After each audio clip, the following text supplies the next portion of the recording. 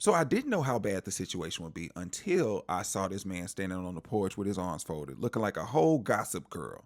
I just knew old hating Blake was gonna be a problem. Unfold them arms, Queen. And it took no time for him to act a fool. And see, this is where the problem started right here. He touched Brian on that shoulder, and I said, ooh. You don't know what you're up against. Done locked Brian in the hall closet. He's having flashbacks of trying to get out the storage container.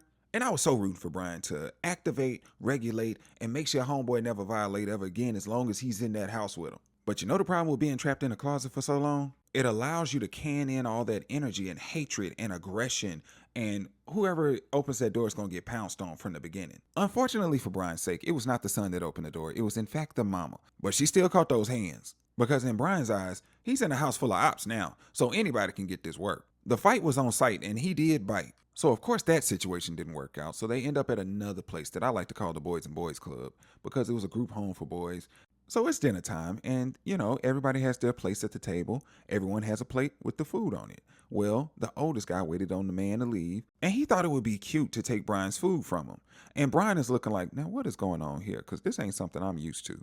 And honestly, it looked like he was trying to bless the food. Now I was like, how you gonna break one of the 10 commandments by stealing and then gonna bless the steal? What you should have been praying for is a speedy recovery and a medic. Cause the fork was coming in hot.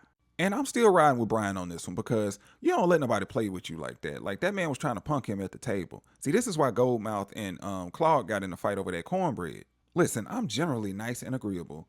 All you gotta do is ask me for permission, cause a quick way to catch these hands with me is if you touch my food without my permission.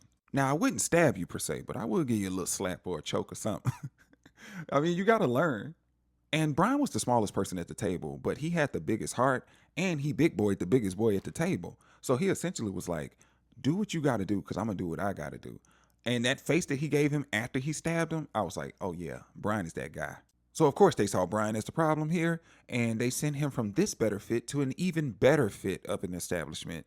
He went to the mental hospital.